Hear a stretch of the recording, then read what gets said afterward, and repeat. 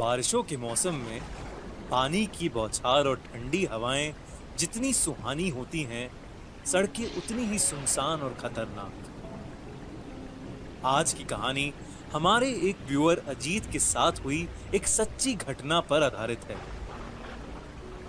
मेरा नाम अजीत है और अगस्त 2016 में मैं अपने ऑफिस के एक दोस्त कार्तिक के साथ दिल्ली से मनाली जा रहा था।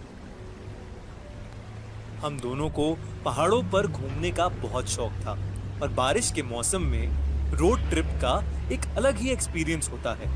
हमने सोचा क्यों ना इस वीकेंड हम मनाली की एक छोटी सी ट्रिप मार आए। हमारा वहां रात के 9 बजे तक पहुंचने का प्लान था, पर तेज बारिश की वजह से हम लोगों ने 2 घंटे का ब्रेक ले लिया। आसपास के लोगों ने हमें ऐसे मौसम में आगे जाने के लिए बहुत मना किया, लेकिन हम लोग भी ठान कर आए थे कि ये मनाली की ट्रिप तो एंजॉय करके ही घर लौटेंगे। तो बारिश हल्की होते ही हम वापस मनाली की ओर निकल गए। कुछ ही दूर जाते ही इतनी धुआंधार बारिश हुई कि मेरे लिए गाड़ी चला पाना मुश्किल हो रहा था। गाड़ी के शीशों पर ओस जम गई थी, जिसकी वजह से आगे का रास्ता बिल्कुल नहीं दिख रहा था। मनाली कुछ 40 किलोमीटर दूर ही था, तो हम धीरे धीरे किसी तरह गाड़ी चलाते रहे। कुछ दूर हमें चाय की एक टपरी दिखी, तो हमने वहां गाड़ी रोक ली। हम गाड़ी में बैठकर चाय ही पी रहे थे कि अचानक से हमारी गाड़ी की खिड़की पर किसी ने जोर जोर से ठक ठक की। मेरे दोस्त ने जब गाड़ी का शीशा नीचे किया तो हमने देखा कि एक बेहद सुंदर लड़की सफेद साड़ी में ऊपर से नीचे तक भीगी हुई हमसे कुछ कहना चाह रही है। वो बोली, साहिब, क्या आप मुझे आगे तक छोड़ देंगे? पास में ही मेरा गांव है। मुझे वो लड़की कुछ ठीक नहीं लग रही थी, लेकिन मेरा दोस्त कार्तिक उसकी खूबसूरती से बहुत ज्यादा इंप्रेस हो गया था और उसे बिठाने के लिए मुझे इंसिस्ट करने लगा। मैंने उसकी बात मानकर उस लड़की को पीछे वाली सीट पर बिठा तो लिया, पर मेरे मन में कुछ अजीब सा खटक रहा था। मेरा दोस्त उसे कुछ ना कुछ सवाल करे जा रहा था, पर वो लड़की एकदम चुपचाप बैठी थी।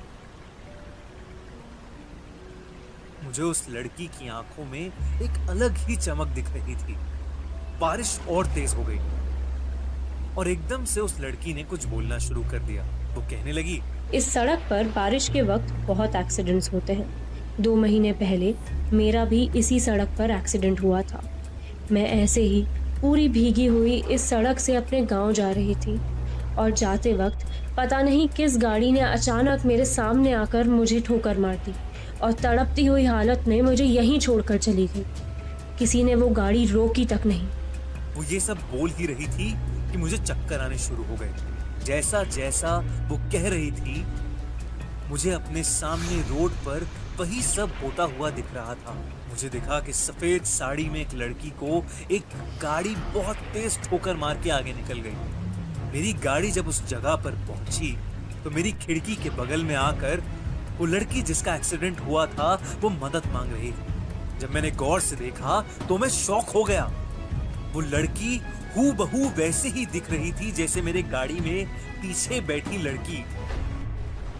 तभी रियर व्यू मिरर में मुझे उस लड़की का डरावना चेहरा दिखा, जिसे देखकर मैं सुन्न पड़ गया और मेरी गाड़ी जाके एक दूसरी गाड़ी में टकरा गई।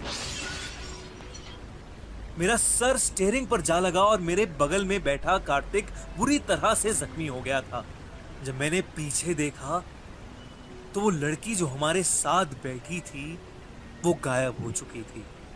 हम किसी तरह मनाली के बस स्टॉप पहुंचे, जहां लोगों ने हमारी मदद करी। ये किस्सा जब मैंने उन्हें बताया तो उन्होंने मुझसे कहा कि 2 महीने पहले उनके गांव की एक लड़की की एक रोड एक्सीडेंट में मौत हो गई थी और आज भी वो सब सोचकर